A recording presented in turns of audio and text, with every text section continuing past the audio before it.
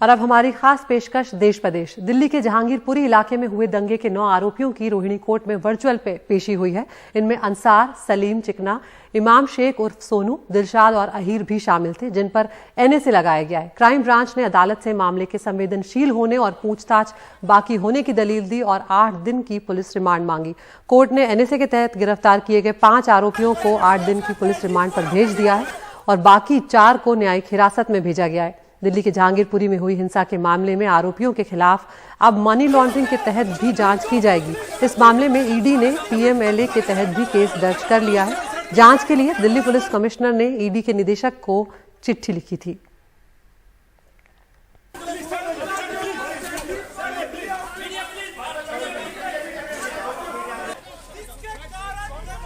जहांगीरपुरी हिंसा के मुख्य आरोपी और कथित मास्टरमाइंड अंसार के खिलाफ अब मनी लॉन्ड्रिंग की जांच शुरू हो गई है। शनिवार को इस मामले में ईडी ने पीएमएलए के तहत केस दर्ज कर लिया है। 21 अप्रैल को दिल्ली पुलिस कमिश्नर ने ईडी निदेशक को पत्र लिखकर अंसार के खिलाफ जांच के लिए कहा था।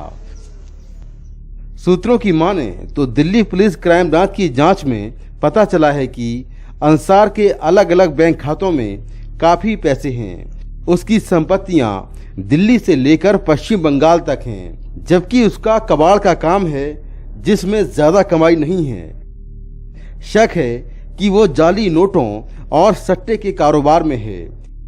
इसलिए पुलिस पैसे का स्रोत और उसका रूट जानना चाहती है। अंसार के 3 साल के मोबाइल के कॉल रिकॉर्ड्स की भी जांच की जा रही है। उसने रवि मल्होत्रा के नाम से फेसबुक पर एक फर्जी प्रोफाइल बनाया हुआ था, जिसकी जांच चल रही है। शनिवार को कोर्ट ने अंसार, सलीम चिकना, इमाम शेख उर्फ सोनू चिकना, दिलशाद और अहीर को 8 दिन की पुलिस रिमांड पर भेज दिया, जबकि 4 आरोपियों को न्यायिक हिरासत में भेज दिया गया। क्राइम ब्रांच ने मामले को बेहद संवेदनशील बताते हुए कोर्ट में कहा कि अभी आरोपियों से और पूछताछ होनी बाकी है, जिससे साजिश में शामिल अन्य आरोपियों का पता चल सके। आरोपियों को पश्चिम बंगाल या कहीं और ले जाने की जरूरत पड़ सकती है। नई दिल्ली से मुकेश सिंह सेंगर की रिपोर्ट, एनडीटीवी इंडिया। और अब राजस्थान का रुख करते हैं, जहां पर अलवर में 300 साल पुराने शिव मंदिर पर बुलडोजर चलने के बाद सियासी बवाल जारी है। कांग्रेस बीजेपी में आरोप प्रत्यारोप का सिलसिला शुरू हो गया है। मंदिर के साथ 86 दुकानें और बहुत सारे घरों को भी बुलडोजर के जरिए तोड़ दिया गया। जिनके घर तोड़े गए उनका बुरा हाल है। कई दिनों से न बिजली है और न पानी। दुकानें टूटने से रोजी रोटी का संकट अलग खड़ा हो गया है। हमारी सहयोगी हर्षा कुमारी सिंह की ये रिपोर्ट। 60 साल की अनीता विधवा है, अकेली है। सिर्फ एक बेटी है जिसकी शादी हो चुकी है। अनीता संयुक्त परिवार में रहती है, लेकिन आर्थिक रूप से कोई सहारा नहीं है। वो अपना गुजारा घर के सामने एक दुकान को किराए पर देकर करती थी। 4000 रुपए महीने के आते थे, लेकिन अब अतिक्रमण हटाने के नाम पे, सड़क को गौरव पथ बनाने के नाम पे उसकी दुकान को बुलडोजर ने तहस नहस कर दिया है। क्या करेंगे, अब हमारे पास तो कोई गुजारा भी नहीं है, कोई आसरा नहीं है। अब आप ही हो हमारे तो मालिक। नहीं, ये जो घर था इसके सामने क्या था? दुकान थी? कैसे पैसे आते? दुकान थी, नहीं वो किराया आता था, नहीं उसी से तो गुजारा चलता था। कितना किराया आता था? 4000 रुपए आता था। कुछ ही मीटर की दूरी पर मंजू जांगीर का ये घर है। जीना पूरी तरह से तोड़ दिया गया है। ऊपर पहली मंजिल पे जाने का कोई रास्ता नहीं है। बूढ़ी सास और ननंद ऊपर फंसे हुए हैं। एक अस्थायी सीढ़ी से काम चला रहे हैं, जिस पर चढ़ना ही जोखिम का खेल है। मंदिर के बारे में तो सब सोच रहे हैं, मगर जो जिंदा इंसान है उनके बारे में तो सोचें, उनके बारे में तो कुछ करें। हमारे लिए बहुत परेशानी हो रही है। खाने पीने की न कोई सुविधा है, न कोई पानी की है। हमारा वो कट्टा भी नीचे डाला है, अब कैसे डाल के आए उसको। ये जो जब से 17 अप्रैल रविवार को बुलडोजर अलवर के राजगढ़ शहर में अतिक्रमण हटाने के नाम पे घुसे थे, तब तक सारा ध्यान इस मंदिर पर केंद्रित है जो तोड़ा गया। लेकिन जिन लोगों का आशियाना उजड़ गया और दुकानें टूट गई, उनकी सुध कोई नहीं ले रहा है। ये जो कांग्रेस पार्टी की जो सोच है, बरसों पुरानी सोच है, हिंदू धर्म को दबा के रखने वाली, ये अब क्लियरली सामने दिखाई दे रही है। दूसरे धर्म नहीं है, दूसरे फेस्टिवल नहीं हो रहे, दूसरे त्योहार नहीं हो रहे, क्लियरली तुष्टिकरण की राजनीति हो रही है।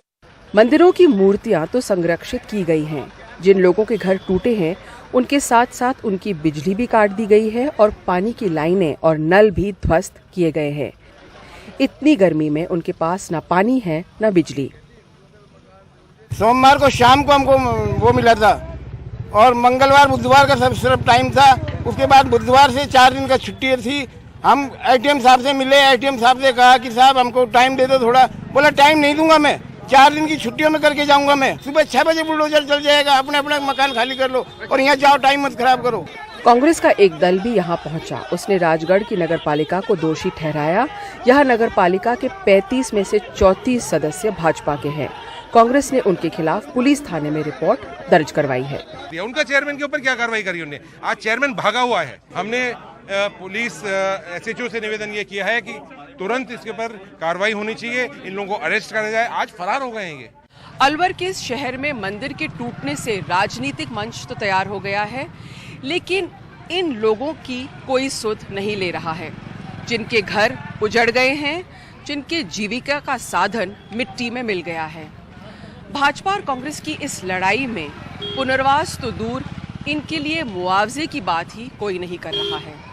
अलवर के राजगढ़ शहर से कैमरा पर्सन संजय कौशिक के साथ हर्षा कुमारी सिंह, एनडीटीवी इंडिया। कर्नाटक के तुमकुरू में अनुसूचित जाति और अनुसूचित जनजाति के 2 युवाओं की हत्या का मुख्य आरोपी नंदिश अब तक पुलिस की गिरफ्त से बाहर है। गांव में उसका और उसके परिवार का दबदबा है। जिनकी हत्या हुई वो लोग बेहद गरीब परिवार के हैं।